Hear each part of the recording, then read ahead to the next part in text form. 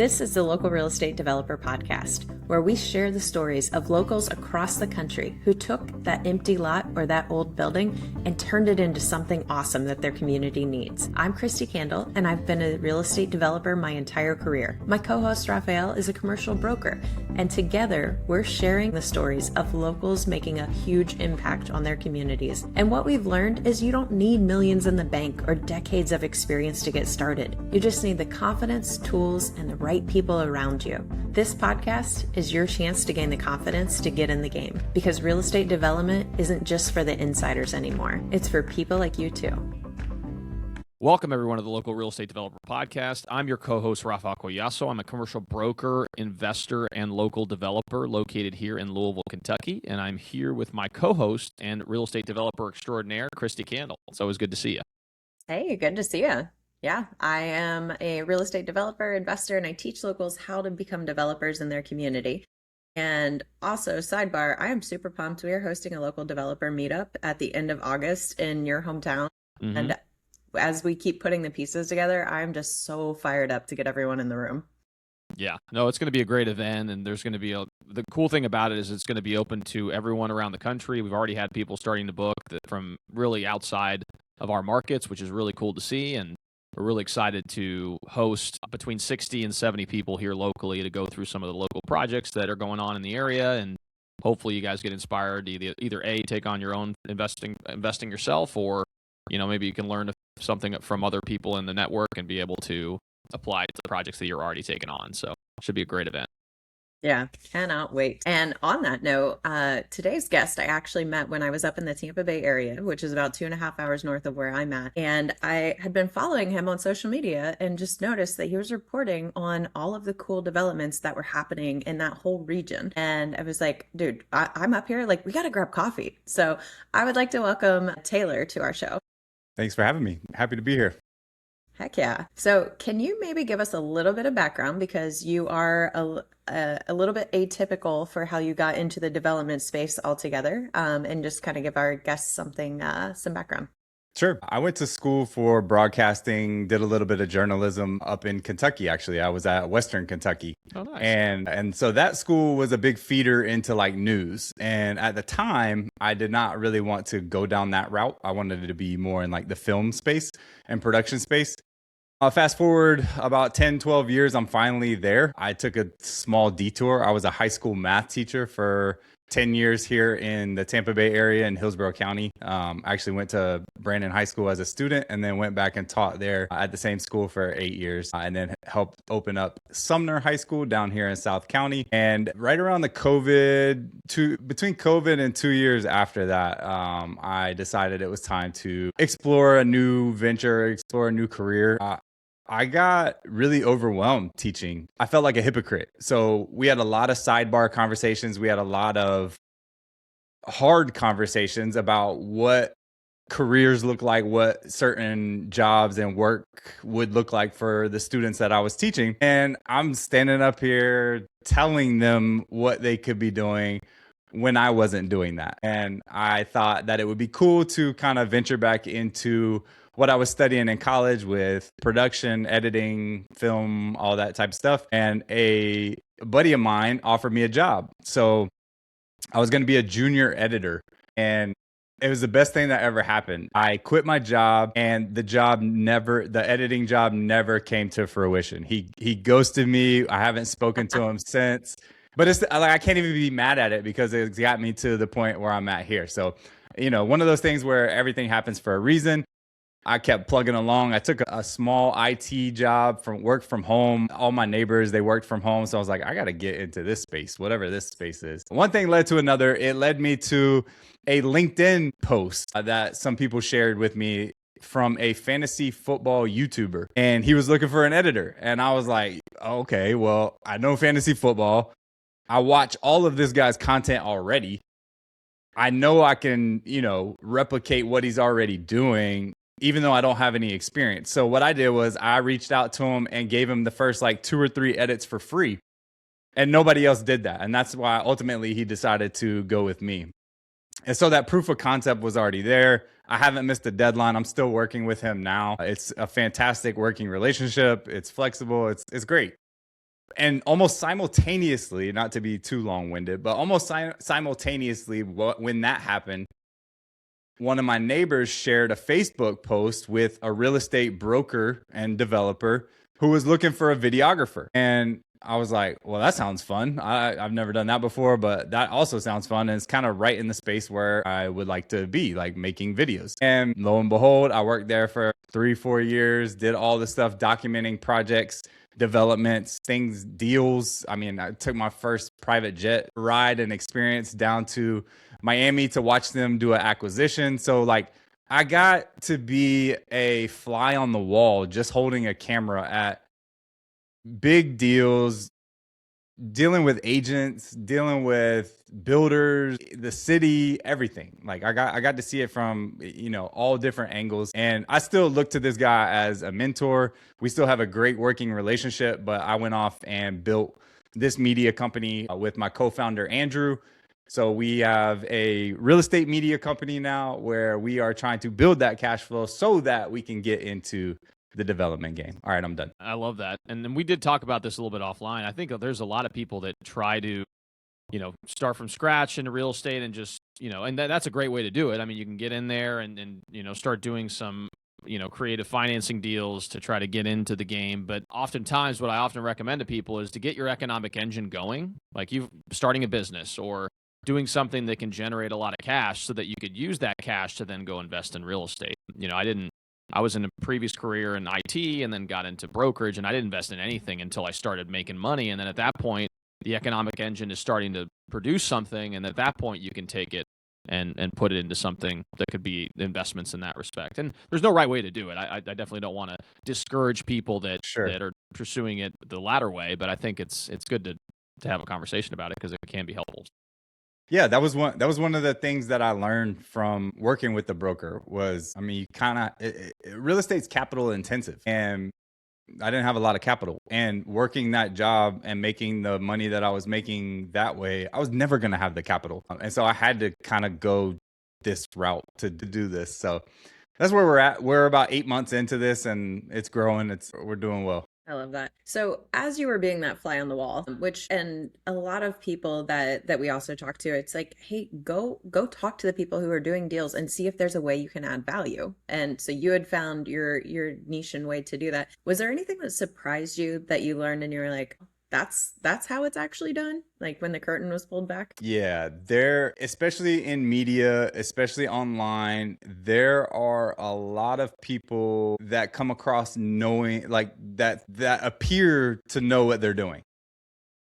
But when you peel back the layers and you start talking to them and you meet them, it's like everybody's just trying to figure it out. We're all trying to figure it out. Things happen. Things out of your control are always going to happen. But the ones that persevere, the ones that keep pushing, the ones that aren't afraid to have the hard conversations. And that's what I learned the most was you have to have hard conversations with a lot of these deals. It's not always fun. It's not always easy. This side of the space often catches the most stray shots from the public, from the media in general, as often looked as like the bad guys. And so that's something that I've learned over the last 3 or 4 years for sure.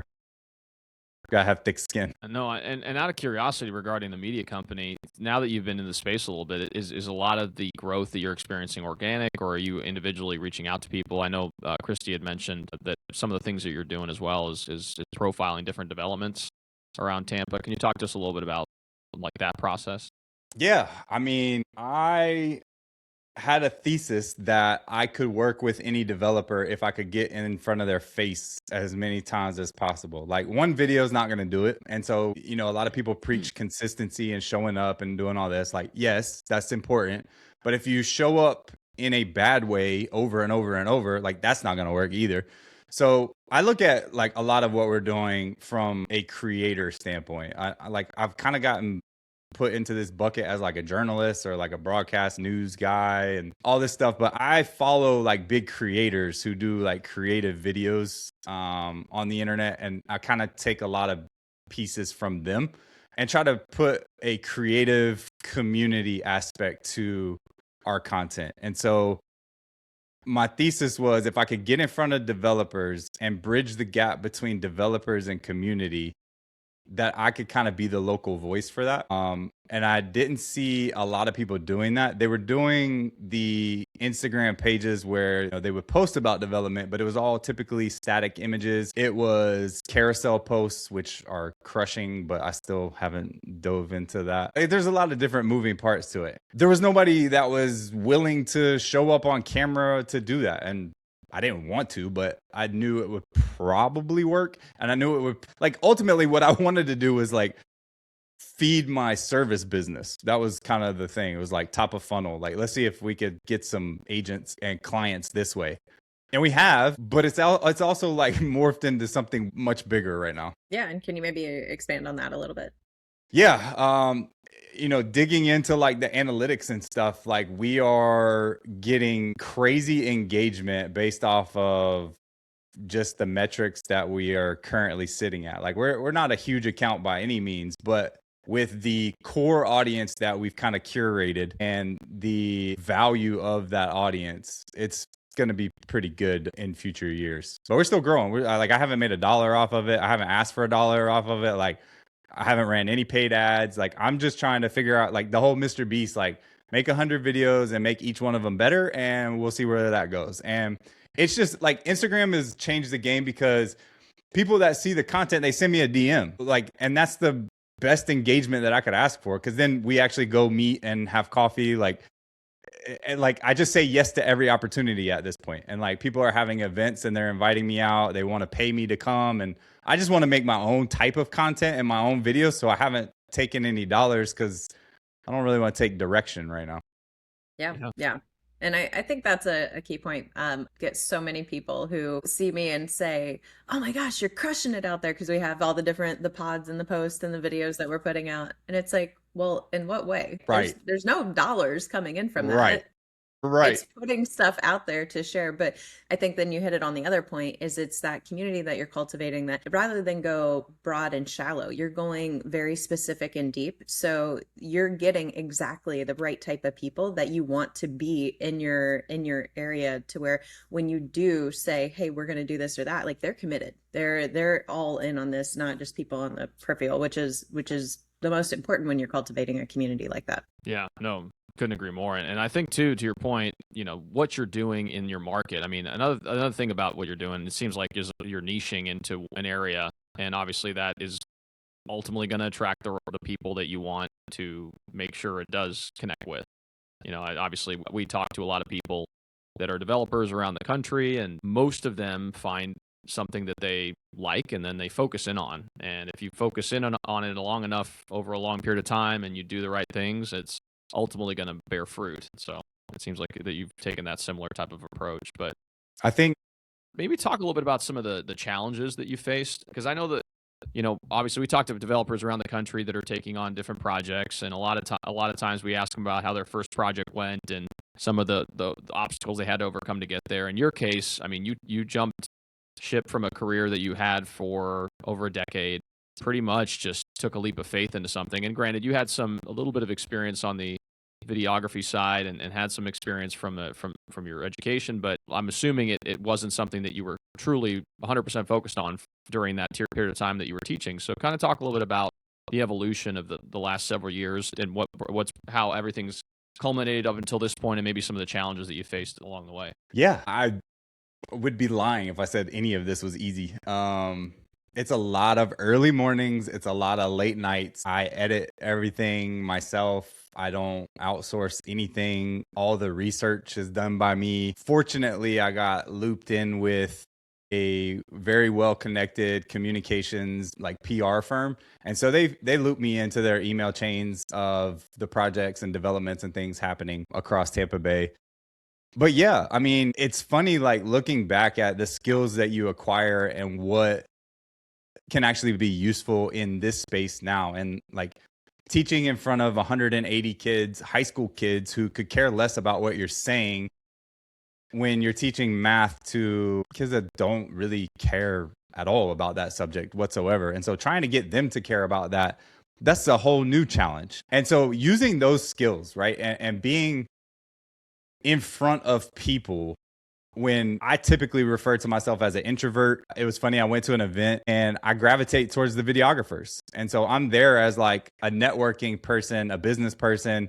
I'm there to try to like network and acquire, customers and clients and things like that. And I gravitate towards the videographer because I'm used to wearing all black. I kind of stand in the corner of the room and I try to, through a lens, through a camera, try to tell a story of what's happening and looking at it through like a storytelling lens. Not a lot of people were doing that. So I think I got so many skills from teaching and, culminating a community, right? You want all the kids to feel included. You want them all to have a voice. A lot of these things do overlap in the media space, into community, into development, things like that. And so there's a lot of negativity on social media, but there's a lot of negativity in a classroom too. And so finding ways to not block, like I won't block anybody. I don't delete any comments. I don't stand for that. I want you to be able to voice your opinion. I want you to because I'm not right. It's just my version of right. And they're not wrong. It's just their version of, how they feel, their opinion. And that's why community voice matters as much as it does. Now it can get ugly. It can get very political. It can get nasty. But that's okay. Like people feel how they feel. And most of the time they just need to let that out. Because when you take a step back and you look at it, the biggest realization I had when I started making these types of videos was, and this could sound really wrong to some people, but when I see the comments that say like, Florida is closed, Florida is full, like that pisses me off because we're supposed to represent this like free country, this place of opportunity, the land of the free. And you're telling people they can't be here, or you don't want somebody to develop a property or land or this or that, but you built your house there. And I don't see you knocking your house down to plant a garden or bring in some deer. Like, I don't know. I probably have a different perspective on things, but I've seen enough and have gathered my own, opinions on things to know that most of these people shouting negative things about developers, about builders, politicians, all this, like they're just hypocrites and they're selfish. That's kind of how I feel about it. But yeah, that's a roundabout way to answer your question on skills and the things it takes to kind of show up here. And we do talk a lot about the challenges that developers face, especially getting community, support for different projects that they're taking on.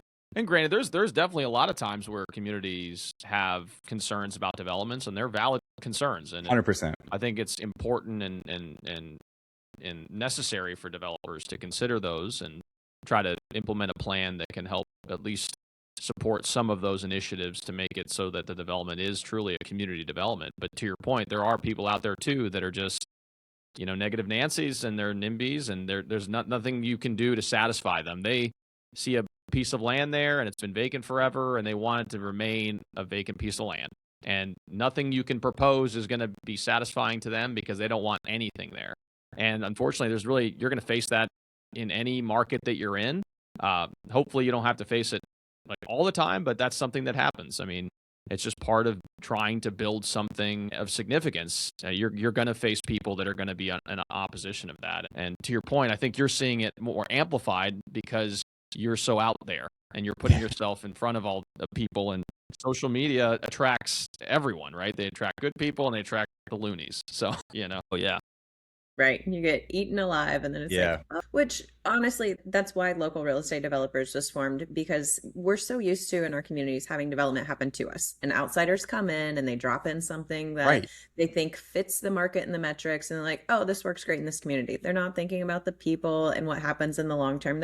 Does this give me the ROI? Does this get the national tenant the spot they need? And I think that's where some of the animosity comes from. And then also just the education process of here's all the steps that happen. I mean, there were several developments. I mean, even the Pinellas Park public-private partnership that they did to build a new park system, and they had public hearings and different things that were going, and people were like, there's new ball fields that are here. We didn't even know this was happening. And that was years in the making. There was the city requires, every jurisdiction requires a noticing to the community members in a certain radius, and everything's public and available. But that system is broken. Like, we need to find a better way to communicate with everyone. If you have locals who are doing projects, and if you have the storytelling, that's why I think your piece is so important. If you have the storytelling around it, that you can help shape the narrative, and you're not changing the narrative. You're just helping shape the narrative and the perception to go, these are the people behind it. Like, they're real people, real humans, real pulses. They put their pants on one leg at a time like me,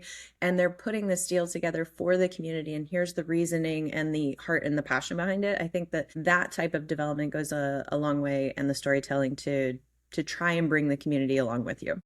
Yeah. This is the Local Real Estate Developer Podcast, where we share the stories of locals across the country who took that empty lot or that old building and turned it into something awesome that their community needs. I'm Christy Candle, and I've been a real estate developer my entire career. My co-host Raphael is a commercial broker, and together we're sharing the stories of locals making a huge impact on their communities. And what we've learned is you don't need millions in the bank or decades of experience to get started. You just need the confidence, tools, and the right people around you. This podcast is your chance to gain the confidence to get in the game, because real estate development isn't just for the insiders anymore. It's for people like you too.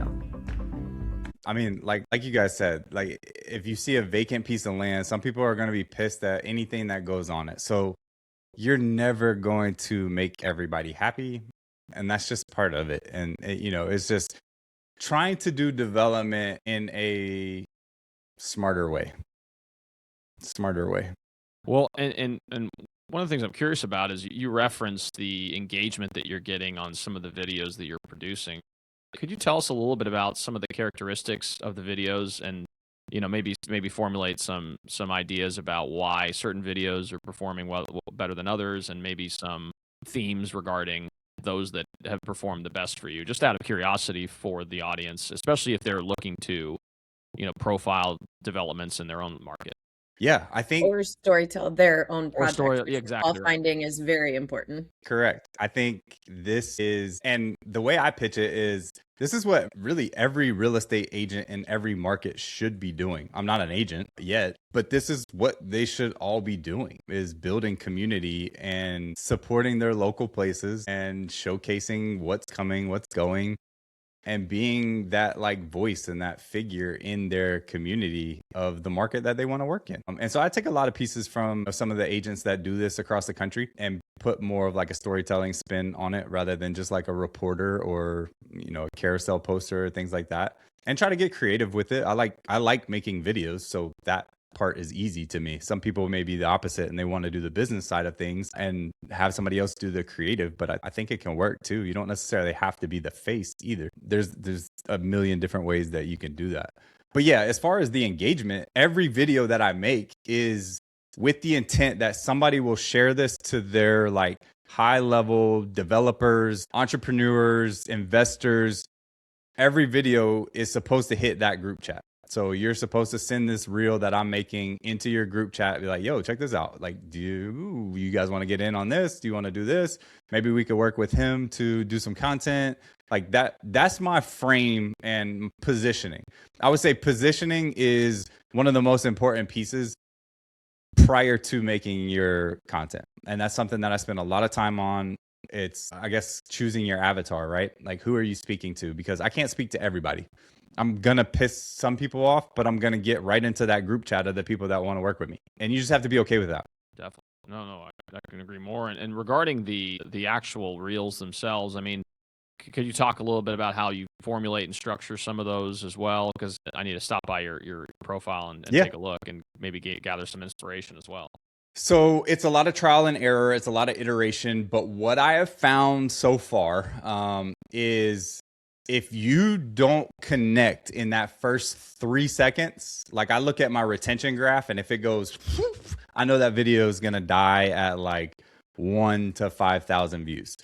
And for some people, it's 200 views, 400 views, 600 views. It's wherever you're kind of like placed into that little like bucket of what the algorithm wants to send you out to, like your first test batch. And so if your engagement's good, in the first test batch, it's kind of sends you out to the next test batch of audience. And what a lot of people don't realize now is the people that follow you don't necessarily see your content. And so every piece is kind of new and your niche doesn't really matter. That's kind of a wishy-washy statement, but like we're in an age where they say followers don't matter, but they do, because that's part of your test audience in the beginning.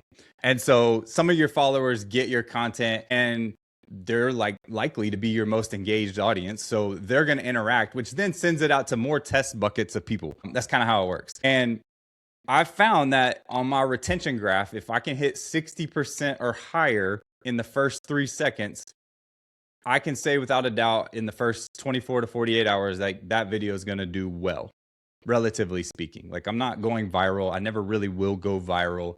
I'm talking about a very niche thing in a very niche city about it. Like, it's just like, I'm punching above my weight class when it comes to metrics, engagement, and all that for the niche that I'm in. And so that's my main focus, is like positioning your hook and really capturing that first 3 seconds to keep people there. Otherwise your video is kind of pointless, in my opinion.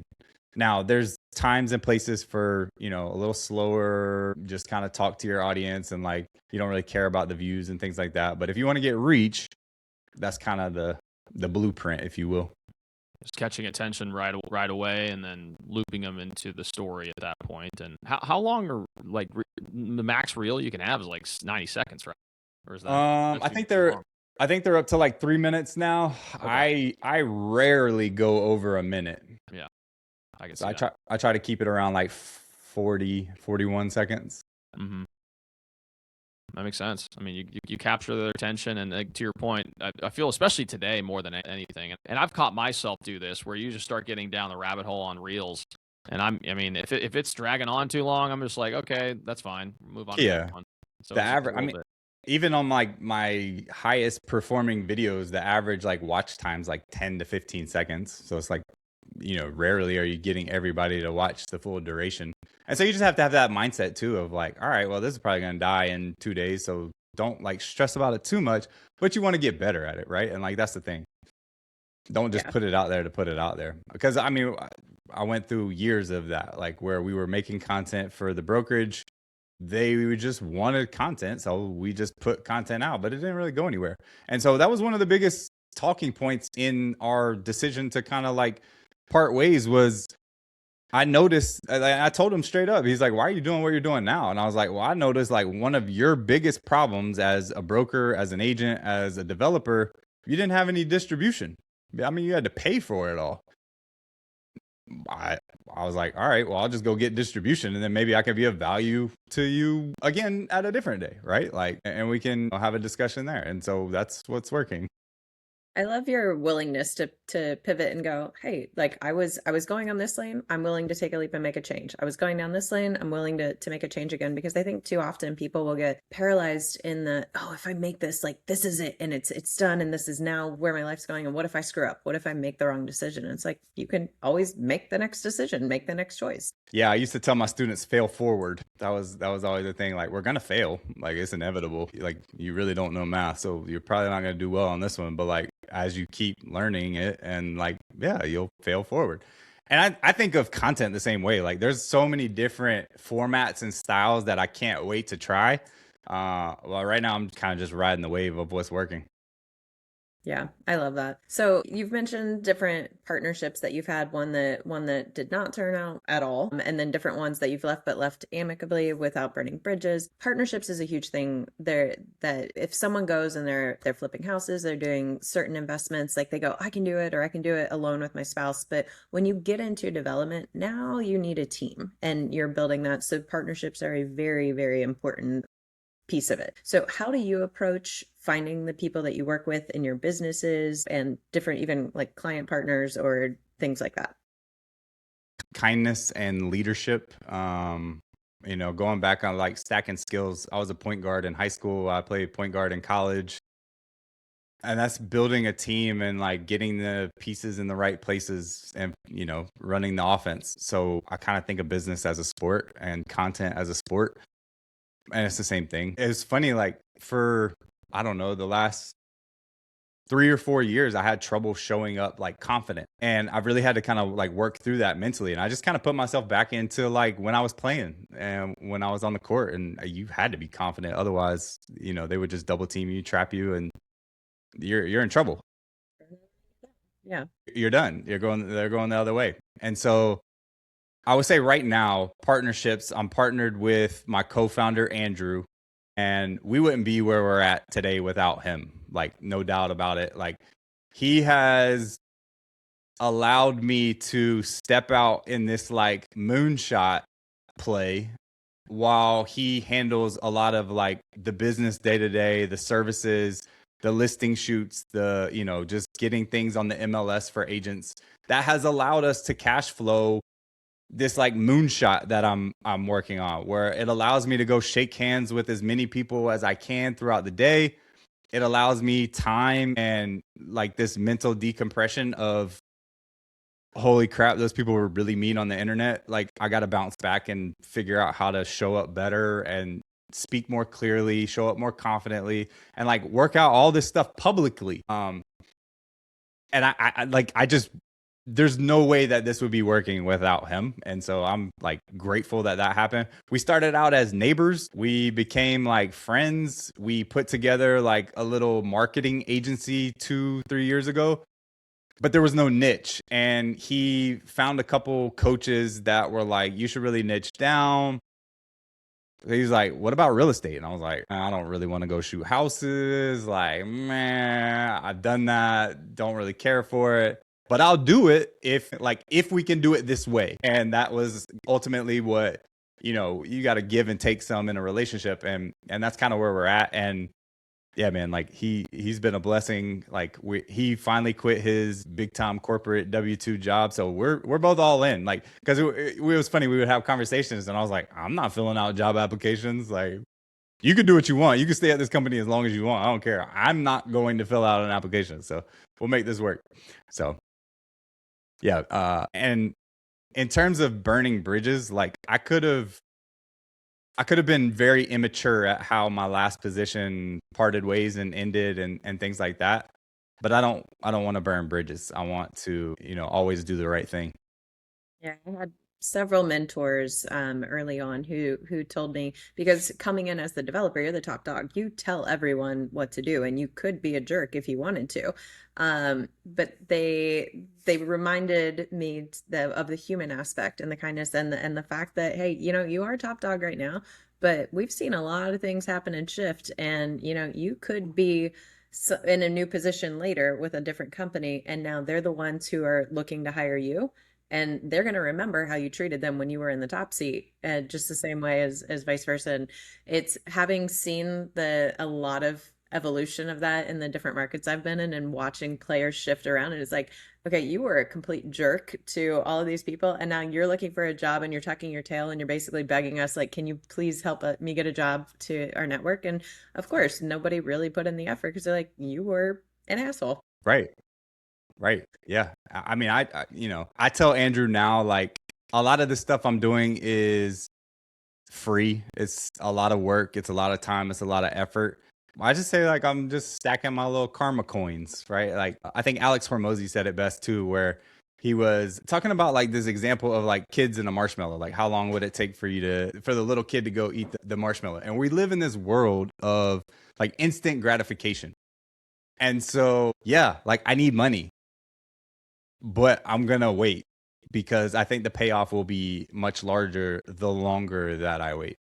Yep. And maybe I'm wrong. I don't know. We'll find out. I think you're very right, because there's been a couple different companies that have been doing the same thing, and you can feel the energy percolating, and that, and honestly, big things are already in the works now and coming to life because of that. And it's creating that ripple effect. And even we always say, we're like, even if we positively impact one life, that Right. was all worth it then. Yeah. And So it's we the know same what's thing as going to be teaching, bigger. right? Yeah. Same thing as teaching. If you could get to one kid, then it was worth it, right? And that's the same concept. So yeah, we'll see. It's fun though. It's fun. I love that. That's awesome. So when you do get those negative comments and you are like, different things happen, what's your motivation thing that helps you flip that switch to go, all right, I can I try to respond with my perspective first and foremost without like knocking them down. Like I'm not perfect either. Like sometimes like I'm very sarcastic a lot of times. And so I have to kind of take a step back and realize like I probably can't say some of those things, which, you know, we run our own business. We can, crash our own ships now, and that's our responsibility and all that. So most of it I feel is lack of education with the negative comments, or they're just like sad people. And I kind of feel bad. Nobody's perfect. They have been blessed to be in a position to live where they've lived for that amount of time, for that long, with nothing happening and no changing. So this is new to them. And you have to be a little graceful with people and give them some grace. So that's how I try to bounce back mentally from the mean people on the internet. And just realize like they probably wouldn't say that to my face. Like everybody I've seen in person has been so cool. Like the most helpful, like the most willing to like just do anything with you or for you. And I always said like I'm probably not the best. I'm probably not going to be the best photographer. I'm probably not going to be the best videographer. I probably won't be the best at giving speeches. But like I'm gonna be nice. That's what I decided. Like I can control that. I could choose that. The other stuff can kind of be subjective and all that, but I'm just gonna try to be nice. That's great advice. And I also think too that, you realize when other people, say negative things or do things that upset you, you realize that you have control over how you respond. So, I've given this example one time in a book I wrote that I was at a Costco and you see people standing in line and they've been waiting in line for 20 minutes and you look over and there's one family who's complaining about the situation and how it's so horrendous and whatever else. And you look over to the right and you see another family that's enjoying the time with each other. So you still have these external stimuli that are negative, but at the end of the day, you have the choice of how you ultimately respond to those negative stimuli. And then you start realizing that what it comes down to is your ego. Ego is the enemy, right? As there's a book by Ryan Holiday, where if you allow yourself to let these comments put you down or let these comments affect your mind state, then it impedes your ability to manifest the reality that you want to create. And so a lot of times it's just realizing that and then saying, you know what, it's not worth me really pushing down this road of trying to respond and engage with people that may or may not it may not be a benefit to you. I think you take the right approach, and that's a good way for people to look at things in life in general. So Yeah, my mom's giving me like great advice when it comes to that type of stuff too. And it's like, you're spending a lot of wasted hours and time engaging with people that, yeah, are they of value? I don't know. But I still want to have that conversation and build that community and involve the people. And sometimes I find that responding to them, like especially if it's just a reply to a comment, it might not necessarily be for that person, but you're now showing yourself to the other people who are looking and you're showing your character and so I kind of think that it could create that benefit too. I think you're spot on with that because in today's society, in terms of community online, it's in the comment section. Like it really is. Like people run to the comment section on videos more so than they listen or pay attention to the video. We So have so many. So I don't know why this just reminded me, but we have Beach Talk Radio down here in Fort Myers Beach. And of course, post hurricane, all the rebuilding, there's so many projects that go in front of the town council and they'll do their clickbait title or whatever. I don't even read the article. I literally go to the comments because I'm like, I'm about to start laughing my butt off. And literally just scrolling through going, oh, that's what he said above. Okay, as they're all debating it back and forth. yeah. Yeah. I mean, it's the era that we're in. And I mean, I'm a little bit on the older side when it comes to like creating and like being a creator on the internet, and I'm kind of late to the game, but I've learned a ton from working with the guy on YouTube who makes fantasy football content. Like the way he structures his business, the way he handles his business, the way he treats me.